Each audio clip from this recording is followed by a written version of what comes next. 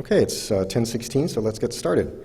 Good morning, my name is Rick Fienberg. I'm AAS Press Officer, and I welcome you to the first briefing of this 227th American Astronomical Society meeting here from Kissimmee, Florida.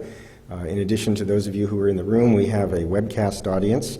I just want to remind them that if you have any questions or technical issues, please let us know via the text chat. I have two deputy press officers with me, as always. Larry Marshall in the back. Inga Heyer at the table in the back is monitoring the webcast. A couple of quick announcements. If there are any press registrants who did not get a little green press ribbon for your badge, see me afterwards. I've got some spares. Okay? We like to have everybody clearly identified as press so that if you're lurking and trying to listen in on people's conversations, they know what they're getting into. Finally, we have a press reception in this room Wednesday evening from 5:30 to 6:30 to celebrate the winners of the AIP, or American Institute of Physics, Science Communication Awards. All press registrants are welcome to come to that, and then after that is the press dinner. If you haven't already signed up for the press dinner, it's technically too late, but let me know, and I think we can squeeze in a few extra people. Okay. So this is the first of 7 briefings. This one, like several of the others, has a bit of an assortment of topics. Today we're going to be hearing about several black holes. We're going to be hearing about a high-energy X-ray view of a familiar galaxy. And we're going to be talking a little bit about understanding the masses of small exoplanets. These are all areas of very hot research today, and as with all presentations at our briefings, they correspond to science presentations, oral talks, or posters at the meeting. Our speakers today, and we're going to go from my right, we're going to go from here to there, okay? Your right to your left. We're going to do it like the Hebrew Bible today. First speaker is Julie Comerford from University of Colorado at Boulder, who'll be speaking about the black hole biggest loser. Then we'll hear from Eric Schlegel of the University of Texas at San Antonio on NASA's Chandra X-ray Observatory, finding a burping black hole, surprisingly nearby, but don't worry, it's not too nearby. Daniel Wick from NASA's Goddard Space Flight Center will speak about NuSTAR's high-energy view of the Andromeda galaxy, M31, currently visible near the zenith in the evening. And then Sam Grunblatt from University of Hawaii's Institute for Astronomy will speak about a new method to measure masses of small planets around active stars.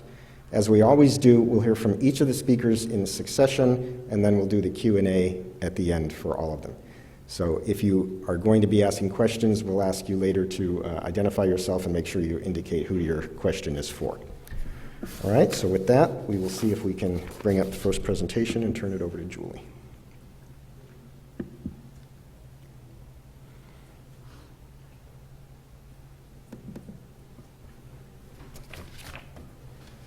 And it looks like we got it.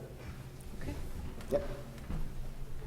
Okay, thanks, Rick, and good morning, everyone. I'm Julia Comerford. At least that's what it says on my birth certificate, but everyone calls me Julie, so I go by Julie Comerford, and you can blame my parents for the Julie confusion.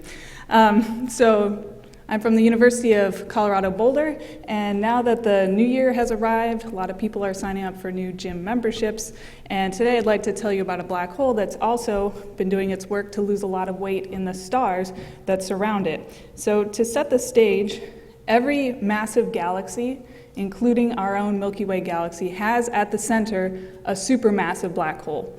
And a supermassive black hole has a mass of 1 million to 1 billion times the mass of the sun. Now, surrounding this supermassive black hole, there's a big sphere of stars, millions of stars that are gravitationally bound to this black hole at the center. So this is the paradigm that I want you to have in mind, is massive galaxy, supermassive black hole at the center, surrounded by a sphere of stars. Now, the galaxy that we found has the catchy name of SDSS J1126 plus 2944. That's the shortened name, by the way. That's the nickname for the galaxy. And this is the Hubble Space Telescope image of this galaxy. You can see the bright center of it, but then off to the side you can see a little feature, a little smaller point of light to the lower left, I'll put an arrow to help guide your eye to it. So this galaxy has got this little beauty mark, a small sphere of stars off to the side, and that's unusual. Most galaxies don't have anything like that. So that's the first unusual thing about this galaxy. And so we want to know where the black hole is located in this galaxy, and we can use X-rays to pinpoint that black hole location. So we observed the galaxy with the Chandra X-ray Observatory, which is a NASA-operated X-ray telescope in space. And so I'm going to show you the X-ray data now overlaid on top of the Hubble data. And the X-rays will show up in pink or purple, and they'll show you where the black hole is. Wait.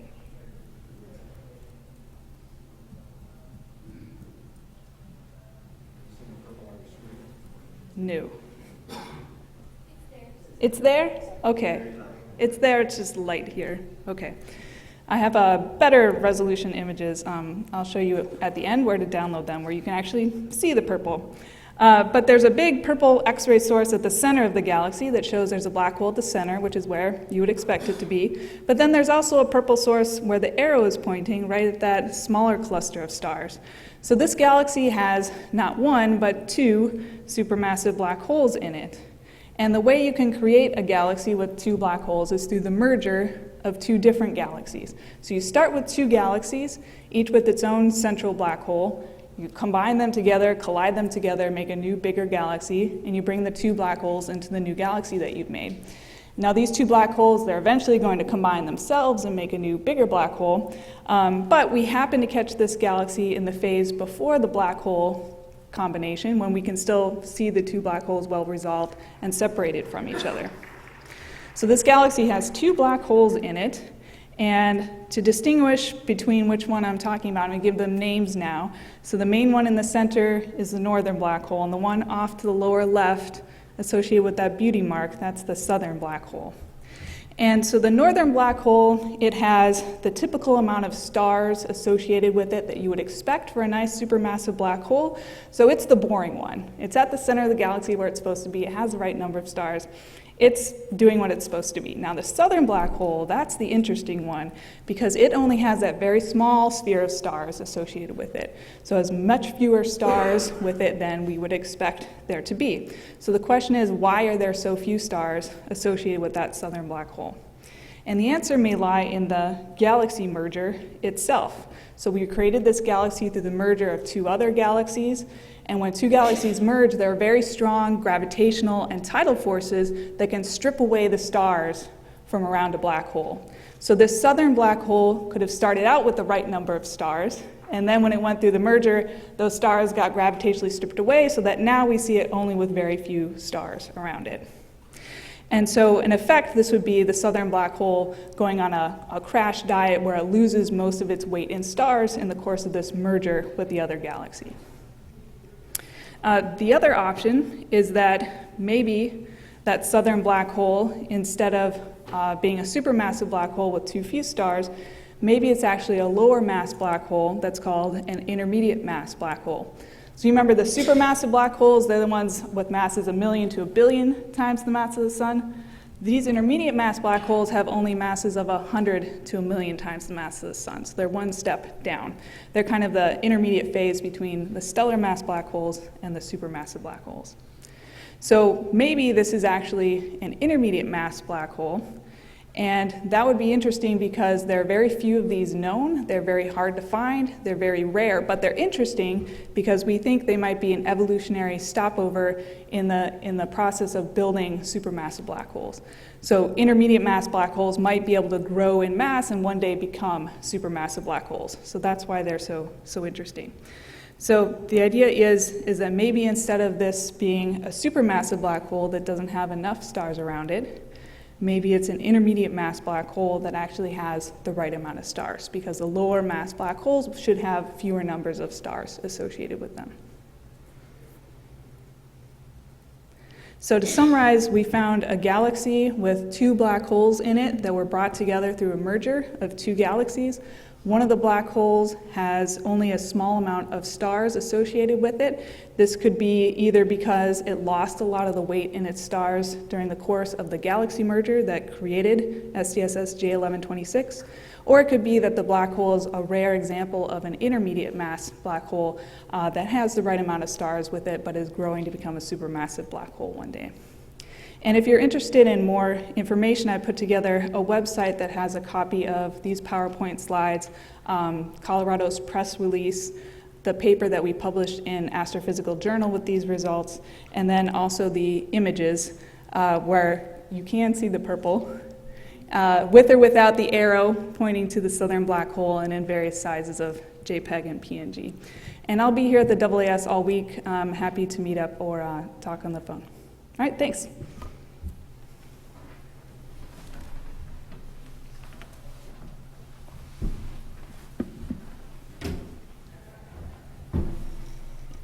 There we go. You got it? Cool. Great. Just double click. Yeah, good.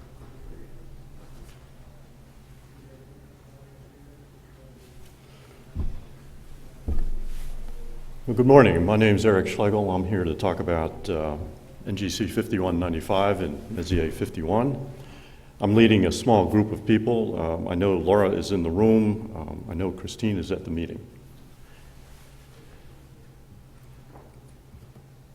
So the context here, I can take Julia's talk as an introduction to mine. So everything that she said about supermassive black holes, please treat as an introduction to this one.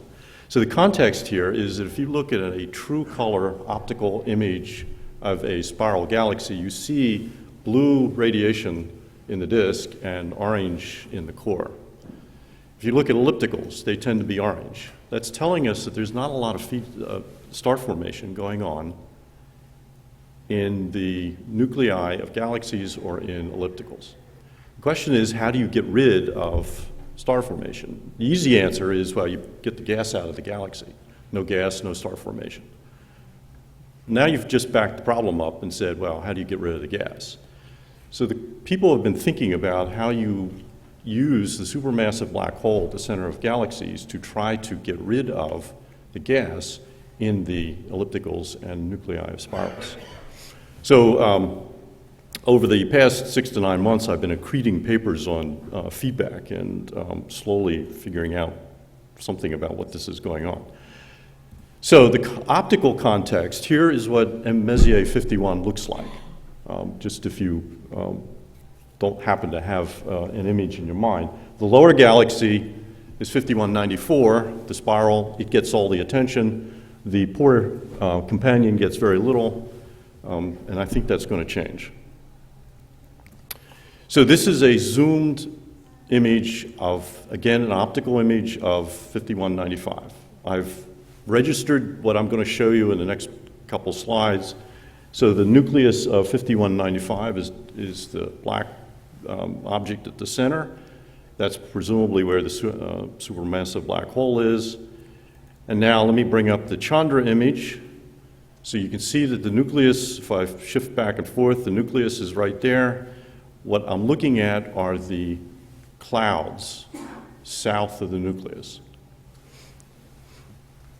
This is a very long exposure image using Chandra. If I look at the hydrogen alpha, we see a very thin arc toward the south of this image. Now I'm going to step back through these slides and show you exactly how these line up. Because if it was just the X-ray, I would say, well, it's an interesting story, but. So there's the Chandra X-ray. I'm going to add some contours to this. And now I overlay the contours on the H-alpha. What you see there, we always talk in classrooms about shocks, snowplowing material. This is the best example of snowplowed material I've ever seen. This is clearly a way of ejecting gas from a galaxy. Now, so the implications. We would expect that this would happen a lot more often in the early universe. You get galaxies at a higher density, they're going to collide more often, you're going to get this kind of effect. Now, we have to go in and demonstrate that, but that's one of the possible implications of this data. The value of having this in 5195 is it now gives us a really local object, and I say local facetiously, of course, because it is 27 million light years away, but it's a local object to study and not at redshift of 6 or something bizarre. I can come up with two possible scenarios for how you do this. One is that the black hole just acts as a mass, and during the collision, stuff gets slingshotted around in exactly the same way NASA slingshots satellites around Jupiter. I'm skeptical that would be an explanation, but in trying to come up with alternative ideas, it is one way of doing it. The more interesting possibility is the supermassive black hole itself has actually reacted to all this mass coming in. How that reaction goes, very unclear.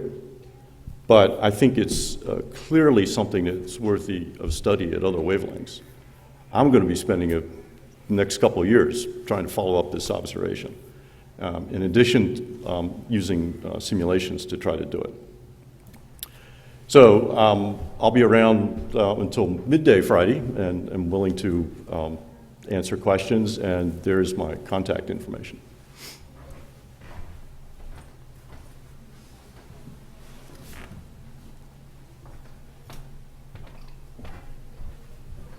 Everybody have that?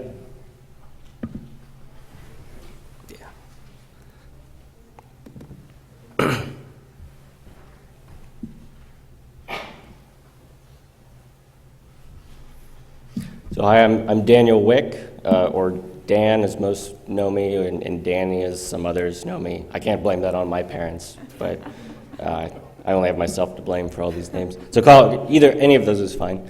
And I'm a scientist at NASA Goddard Space Flight Center, and I want to tell you about a nice new survey we've done of the part of the Andromeda galaxy, and with the NuSTAR Observatory. So NuSTAR is an X-ray observatory, much like Chandra, which we've already heard about some. But the unique thing about NuSTAR is that it's probing higher energy X-rays. So really here we're seeing the same X-rays that you get in the dentist's office or the doctor's office. So you get these medical energy X-rays that are very penetrating and can really probe what you're seeing. So NuSTAR, I'm not going to say anything more about it, but luckily tomorrow at 4:30 p.m., Fiona Harrison, the PI of the mission, is giving a Rossi Prize lecture, which I encourage you all to see and see all the amazing things NuSTAR is doing. So jumping right into it, the Andromeda galaxy is our nearest neighbor, massive neighbor to the Milky Way, and with NuSTAR, the top inset image here, we're seeing all of the X-ray binaries. And in comparison to the stars, which you see in the lower part of the image, these are all of the corpses of stars. So you see all the young stars, these beautiful images we've seen before, but now we can really see all of the death and destruction that they leave behind. So that's what I'm going to tell you about now. And so actually M51 already came up. And so this is just to show you what a typical spiral galaxy looks like at X-ray energies. And you can see the diffuse gas, but also all of the point sources here are X-ray binaries. And so these are so what are these? They're all neutron stars or black holes that are emitting in the X-rays that are leftover corpses of star formation. So just to give a brief background on what X-ray binaries are, so most stars in the universe are in binaries, and when the more massive one dies, if it's massive enough, it'll explode, and all you have left is either the core of the star, which will be a neutron star, or if it's massive enough, there'll be essentially nothing left, and you'll just have a black hole in the center. And both of these will accrete, they'll steal material, zombie-like, from their companions. So essentially you have one star dying, and then it becomes a zombie and starts feeding on its companion. And so this feeding will produce the X-ray emission that we see. And so in the Milky Way, in our own galaxy, we see many of these, hundreds of these objects. But the difficulty is because we live in the Milky Way, it's extremely difficult to understand what's going on in many cases. It's hard to tell how far away some of these objects are, even though we're in the same galaxy. It's like being in the middle of a city on street level and then trying to see and understand what's going on, a few miles away from you. It can be very hard. But if you're in an airplane above and looking down, you can see all the streets laid out very clearly. And this is exactly the case, and the reason we want to go to M31, the Andromeda galaxy, because even though it's much farther away, you have this clear view of the whole galaxy. So with NuSTAR,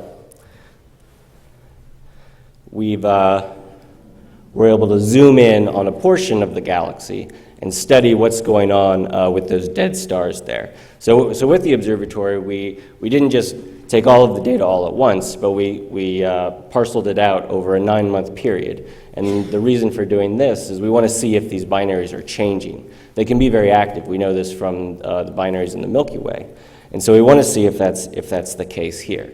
So over a 9-month period, we observe several fields multiple times.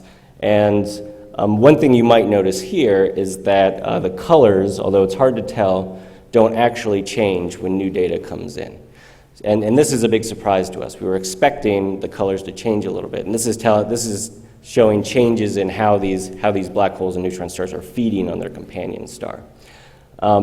So this is sort of mysterious for us and something we're kind of excited about trying to understand and explain. And so back to the full, all of the data combined together, and you can see this excellent color image put together by Robert Hurt. It's way better than what I did originally. And so what you see all of these black holes, and now black holes and neutron stars. But these objects were known before, so we didn't discover anything new. Chandra is a fantastic observatory and has been able to find all of these. But the difficult thing, just using the lower energy X-ray emission, is that it's difficult to know what these sources are.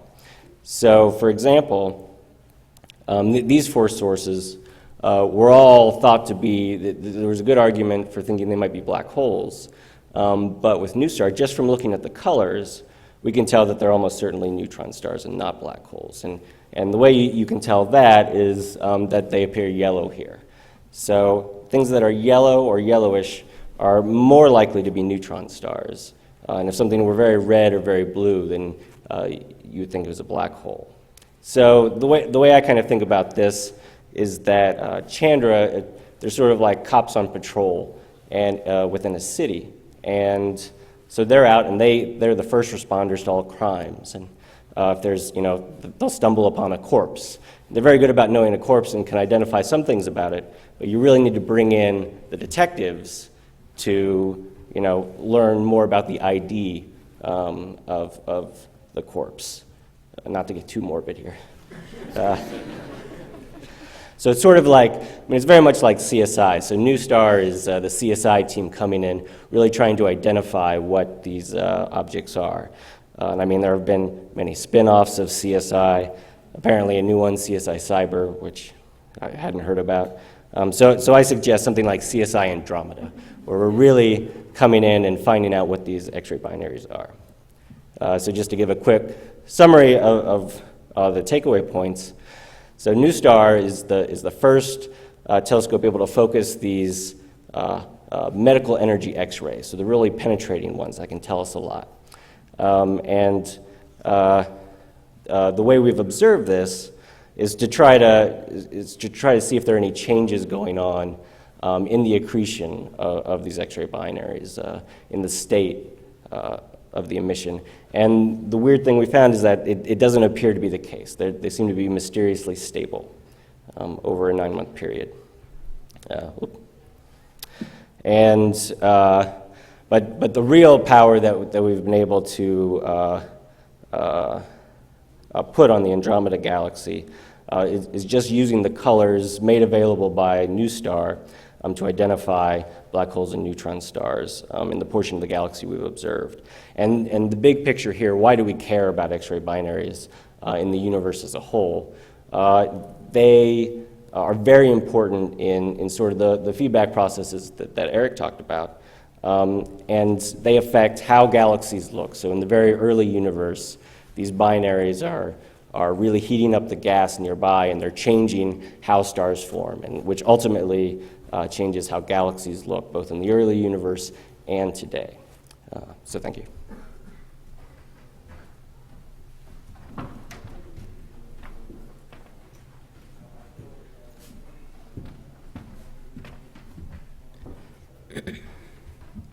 All right, does everyone have that?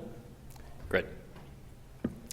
Okay, so I'm going to switch gears for a second here and talk about things that are more like our astrophysical next-door neighbor that are actually in our own galaxy. I'm going to be talking about the detection of exoplanets, which currently is limited to our galaxy.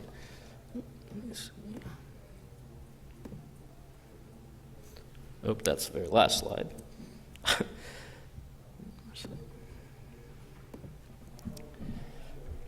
Okay, so as you guys know, my name is Sam Grunblatt. I'm a grad student at the University of Hawaii, and today I'm going to be talking about determining the mass of Kepler 78b with non-parametric Gaussian process estimation.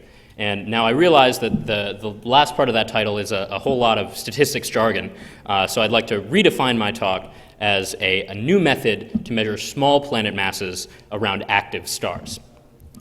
So just to provide a little bit of context, the way that we usually measure the mass of planets is using radial velocity measurements. So radial velocities are basically just motion toward or away from us, which can be measured as a redshift or a blue shift of spectral lines.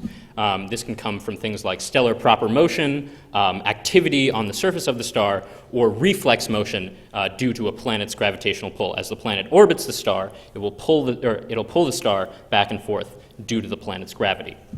And so the first known extrasolar planet was actually detected using this RV method, and that signal was around 70 meters per second at its maximum. That was in 1995. Since then, our detection limit has increased, or has gotten a lot smaller. We can now detect signals on the order of 1 to 2 meters per second for the state-of-the-art technology.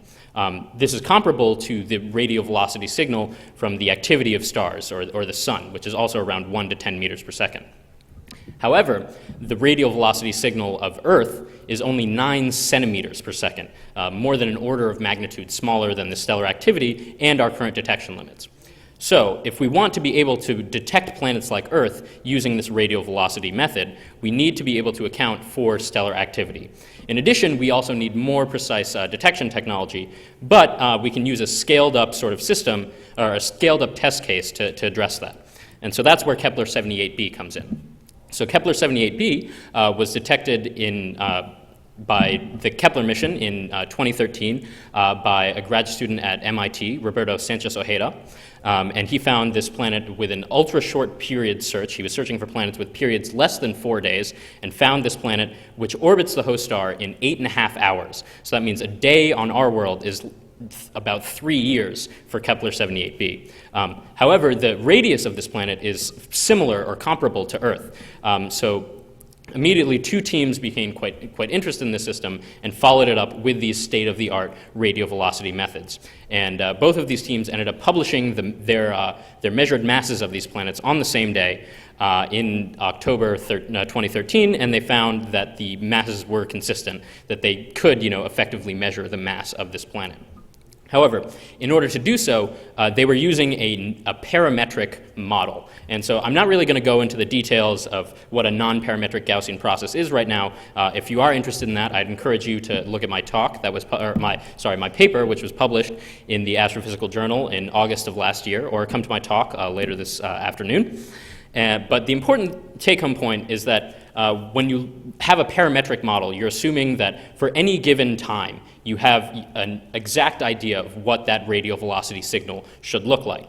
And to me, that just doesn't really make sense, because we don't know what the radial velocity signal of the sun is going to be tomorrow. So how can we assume that we're going to know what the radial velocity signal of this, unresolved star, hundreds of light years away is going to look like in a month?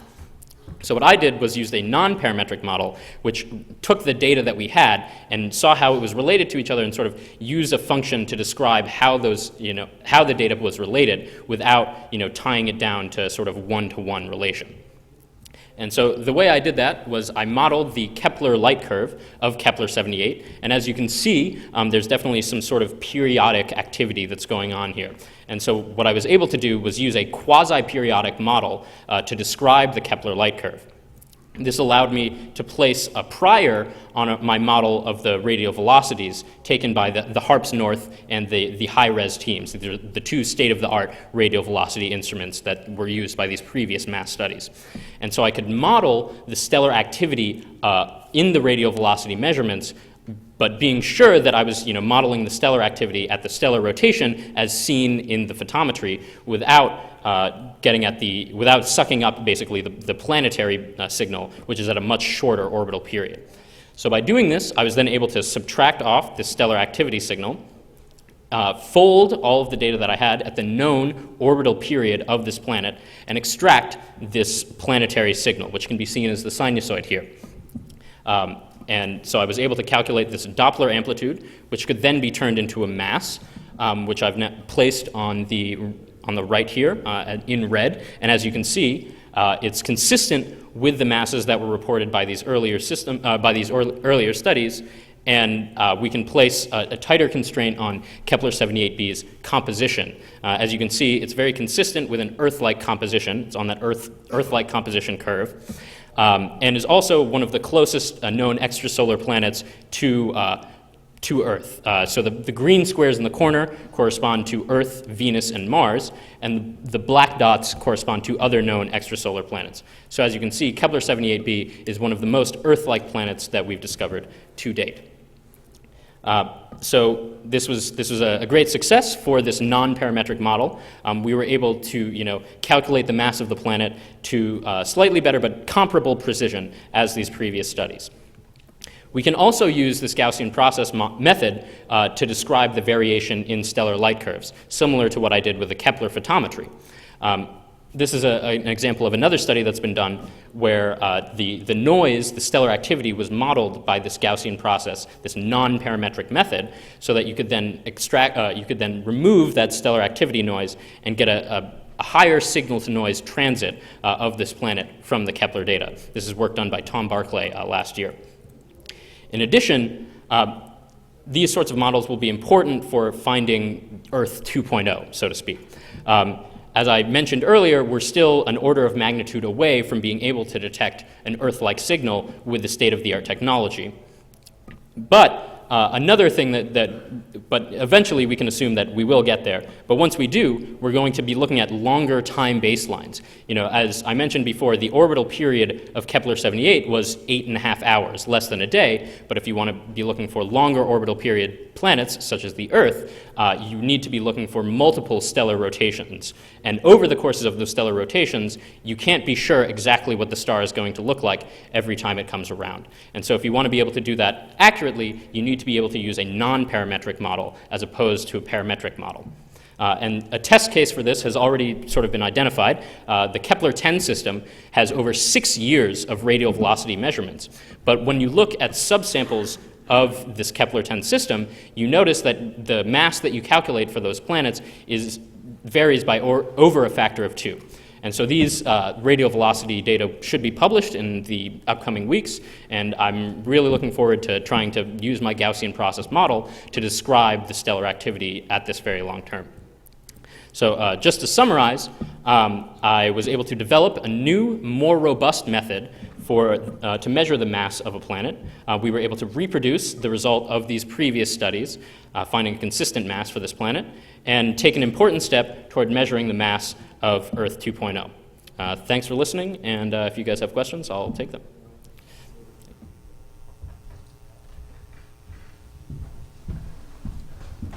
Okay, thank you all very much.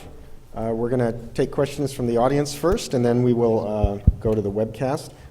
Please remember to wait for a microphone. Larry will bring it to you, and to identify yourself and your affiliation and who you are asking your question of. Okay, so where are we going to start? Goddard? Is it on? Yes. Govert Schilling, freelancing from the Netherlands. I have a question for Julie. Apparently you don't know the mass of this southern black hole, but I was under the impression that the X-ray brightness was always used as a proxy for the mass. So I was wondering about that. And also, if this turns out to be an intermediate mass black hole, does it mean that your galaxy is not the result of a merger? So can you hear me? No. Hold on, he's adjusting it. Okay. Go ahead. Okay. This works now? All right. So with regard to getting the mass of the black hole, that's absolutely the next step that we need to do to figure out if it's a supermassive black hole, too few stars, or an intermediate mass black hole with the right amount. And so the way that we want to do that is to observe the galaxy simultaneously in the X-rays with Chandra, and then also in the radio with the very large array in New Mexico. And so if you have concurrent X-ray and radio observations, then you can get a constraint on the black hole mass and figure out if it's supermassive or intermediate mass. And your second question was about if it's an intermediate mass black hole, does that mean this was still a galaxy merger? And the answer is probably, because intermediate mass black holes like to live in smaller galaxies called dwarf galaxies. So this would have been a merger of the big galaxy with the small dwarf galaxy that brought in the intermediate mass black hole. Okay, Marcia. Marcia Dunn, Associated Press, for Dr. Comerford again. How common or rare are two black hole galaxies in general, and how rare would be an intermediate black hole? So galaxies with two black holes in them are very rare. I've been building a career trying to find them, and we've got 12. So they're very rare and hard to find.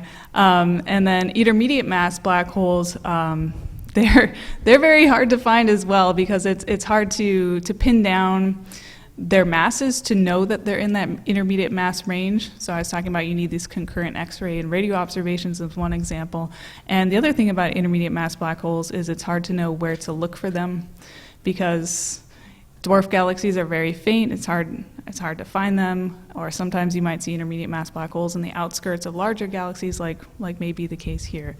So either scenario is pretty unusual for this galaxy. Do we have any actual confirmed cases of intermediate mass black holes? It depends on your definition of confirmed. So they're even rarer than double black holes? Yes. Yeah. Okay. Could I follow that up? How long, if it is an intermediate black hole, how long would it take to become supermassive? How many, in terms of time? And also, how far away is this system in light years? So the system is 1 billion light years away. And for this particular system, I think if it's an intermediate mass black hole, what's going to happen to it is it's going to merge with that supermassive black hole at the center. And so it's going to add its mass onto that and build up an even more, a super massive black hole in that galaxy. Any other questions from inside? Do we have any from the webcast? Oh, wait, we got one more down here, then we'll go to the webcast. Okay, Marco. Question to Eric Schlegel from Marco Pekkola Stars and Space. You mentioned in the beginning that in the M51, the bigger galaxy has gotten all the attention and the smaller not so. Can you please elaborate a bit more on that one? So the spiral, I mean, just because it's a face-on spiral grabs a lot of the attention. There are a number of X-ray binaries in that galaxy. There are a number of known supernova remnants. People have looked for star formation regions. It gets covered. The problem with the companion is that it's somewhat dust shrouded. And so you don't really know what's going on inside from an optical point of view. And for those of us that have worked in the X-ray business for a while, if it's not really clean optically, then it tends to get ignored. It's unfortunate, but it's the way it is. So a lot of it is that it's just, there's enough dust there that it gets shrouded. Okay. Yeah, Larry, bring the microphone back to Inga so she can read. Oh, we have another one? All right. Hello, is this? Okay. Question from Irene Klotz from the Discovery Channel News. Question for Julie and Eric. Is there any evidence that a black hole itself can decrease in size? Is that even theoretically possible? Yes. Stephen Hawking is famous for an idea called Hawking radiation, which is, so a black hole has an event horizon, and once you're inside that event horizon, you have to be going faster than the speed of light to escape. So anything inside the event horizon is going to stay in the black hole forever. But with Hawking radiation, you create a particle and an antiparticle, and one of them happens to be just inside the event horizon, and one of them is just outside. So the one outside can escape, and the other one inside falls back in. So very slowly, black holes can evaporate their mass through Hawking radiation, but it takes billions and billions of years time scale to happen. Okay, thank you. I think that answers it. No, I think that answers it. Okay, thank you very much. Question from Keith Cooper from Astronomy Now. I have a question for Julie. If the second black hole is an intermediate mass black hole, would that have been at the center of one of the galaxies that merged? Does that mean some galaxies might have intermediate black holes at their center rather than supermassive black holes? Yes. So if it's an intermediate mass black hole, then it could have been at the center of a smaller mass dwarf galaxy, and that would have been the galaxy merging with the larger galaxy with the supermassive black hole. Okay, thank you. Question from Steve Marin, a previous AAS press officer. For Dr. Week, could you define the X-ray binary state that you found to be mysteriously stable? Well, there were several states. So what I meant to say was that for each individual binary, the state was stable for it. So some of them were in what's called a hard state, where you just have higher energy X-ray emission dominating what you see, or you have more moderate X-ray emission dominating what you see. And so for each individual binary, that didn't change. Basically, the accretion process seems to be stable for each individual one. Normally, we see these varying over time. Over something like a 9-month period, we would have expected to see that, and we didn't. Okay, thank you. And a question from Keith Cooper from Astronomy Now. Also a question for Daniel Week. In the image of M31, it looked like most of the X-ray binaries are clustered around the center of the galaxy. Is there a reason for this distribution? Right, yes, there is. So most of those, so in the very center of the Andromeda galaxy, this is where you have the bulge, where you have a large concentration of stars. And so all of the X-ray binaries you see there are coming from sort of older stars that are billions of years old. And so these are most likely to be neutron stars that have lower mass, lower stellar mass companions. And when you go out farther out into the disk, where there's more star formation happening now today, where you have a lot of young stars, there you see a smaller number, and that's just because there are fewer stars there in total. But you tend to see much brighter ones. Thank you. Okay, do we have any other questions from in the room? Well, then I get to take the speaker's prerogative and ask a few myself.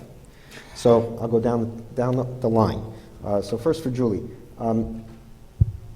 In response to Govert Schilling's question, I think you said that right now you don't have any real way to measure the mass of the smaller black hole. But with the next generation of telescopes that we're expecting to come online soon, well, Webb in particular, but also then the 30-meter telescopes, will that give us the capability to be able to actually measure the masses of something like this, or is that still beyond our capability? So what the new telescopes like Webb will offer us is a better spatial resolution view of that small cluster of stars around the secondary black hole, because right now it's unresolved, so we just have an upper limit on how big that system is, like 500 parsecs in size. But if we can actually resolve it, we can get a better constraint on how big that star cluster is. So I think that's the main interesting thing that'll come out of JW, and we can use the radio and mass. Okay, and then for Eric Schlegel, it certainly looked like you had a beautiful case of an outflow from a black hole sweeping up gas. But do you have velocity data or some other kind of data that convince you that that's what's happening, as opposed to that there's still, that the gas arc you're seeing is maybe infalling and just being prevented from falling in further by the activity of the black hole? So if all we had was the X-ray data, the answer would be, yeah, that could be a possibility.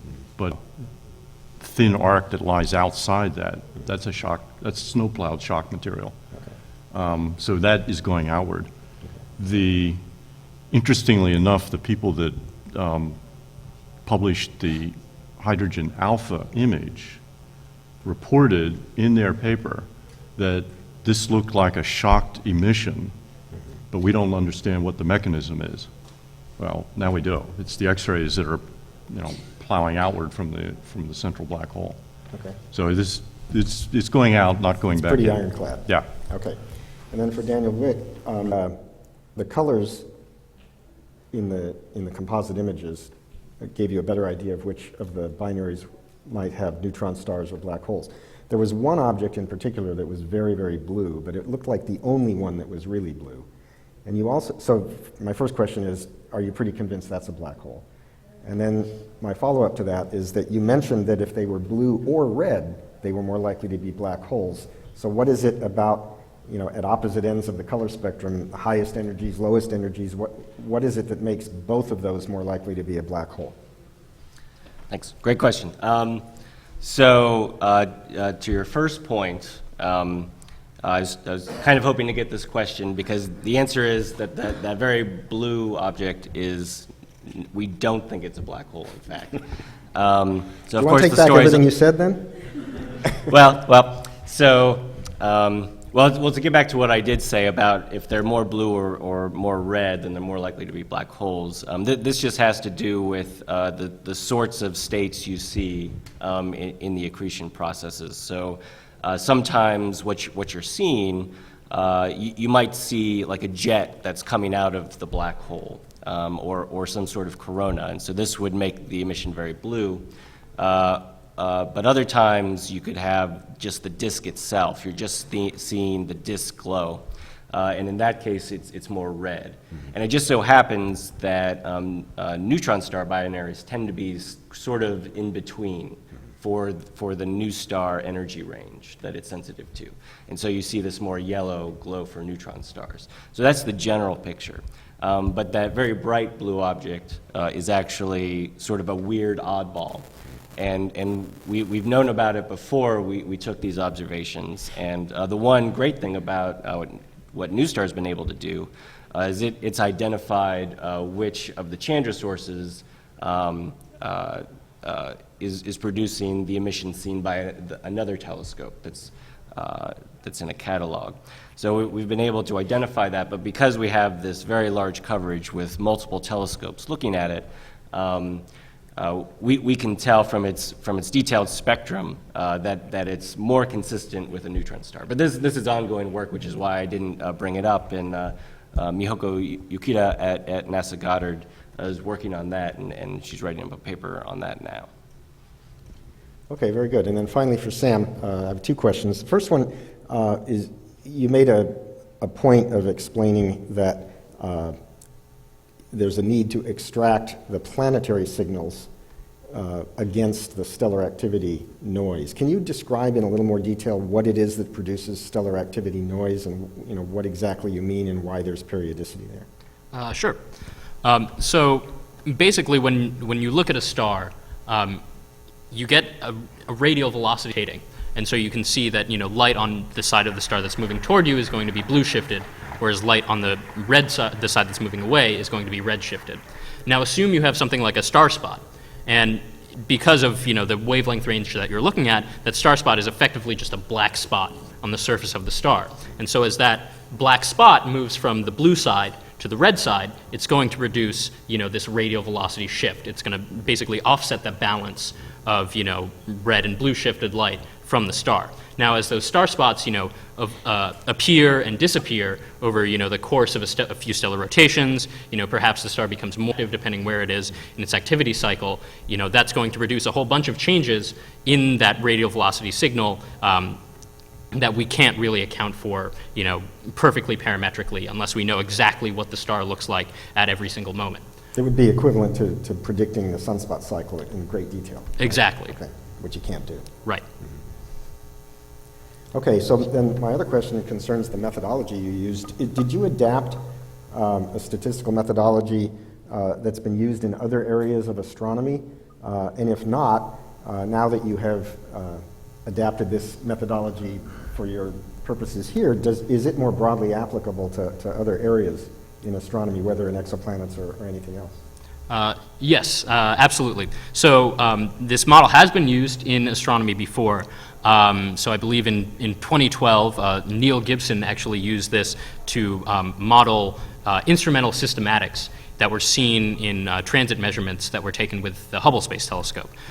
Basically, this allowed them to sort of parameterize the systematic errors that were due to the instrument that they were seeing, and therefore remove those errors and get a higher signal-to-noise transit. But one of the first cases of using it for the radial velocity study.